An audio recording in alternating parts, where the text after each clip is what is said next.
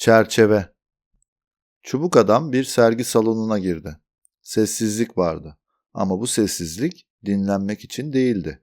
Daha çok herkesin aynı anda susmayı öğrenmiş olması gibiydi. Duvarlar çerçevelerle doluydu. Yan yana, hizalı, düzgün. Her biri başka bir şeyler anlatıyor gibiydi. Ama hepsinde tanıdık bir düzen vardı. Bir süre yürüdü. Bakıyordu ama hiçbir sahne gerçekten yaklaşmıyordu. Sonra birinin önünde durdu. Neden orası olduğunu bilmiyordu. Resimde bir sahne vardı. Tanıdık bir duruş, tanıdık bir his. Geri çekilmek istedi. Ama çerçevenin içi derinleşti. Düz bir yüzey olmaktan çıktı. Ve çubuk adam ne olduğunu tam anlayamadan resmin içine çekildi. Her şey çok düzenliydi. Zemin düzdü. Işık sabitti. İnsanlar vardı. Ama kimse gerçekten bakmıyordu. Bakıyormuş gibi duruyorlardı. Çubuk adam yürümeye başladı. Adımları ayarlandı. Ne hızlı ne yavaş.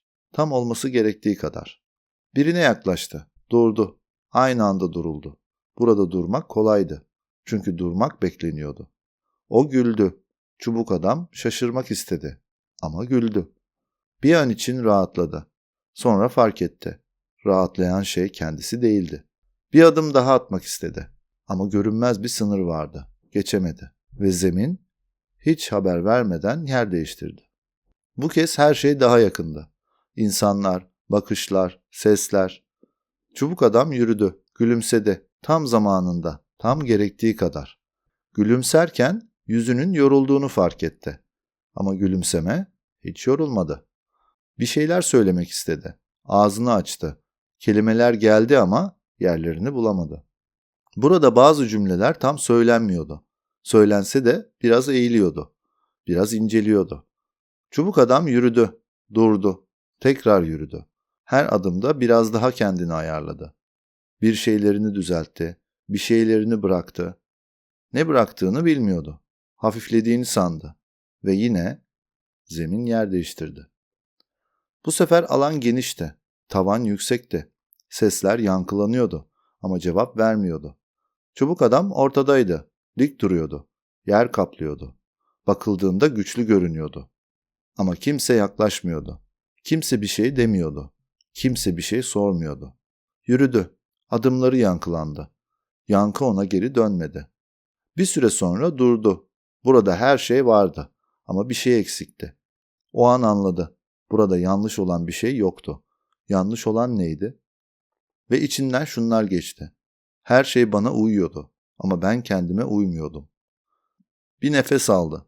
Derin değil, gerçek. Sonra fark etti. Ben sığabildiğim hallerde kayboluyordum. Bu bir açıklama değildi. Bir itiraf da değildi. Sadece yerini bulan bir cümleydi. Bir adım attı. Bu kez başka bir resme değil, çerçevenin dışına ve çıktı. Yeniden sergi salonundaydı. Duvarlar aynıydı. Çerçeveler yerindeydi.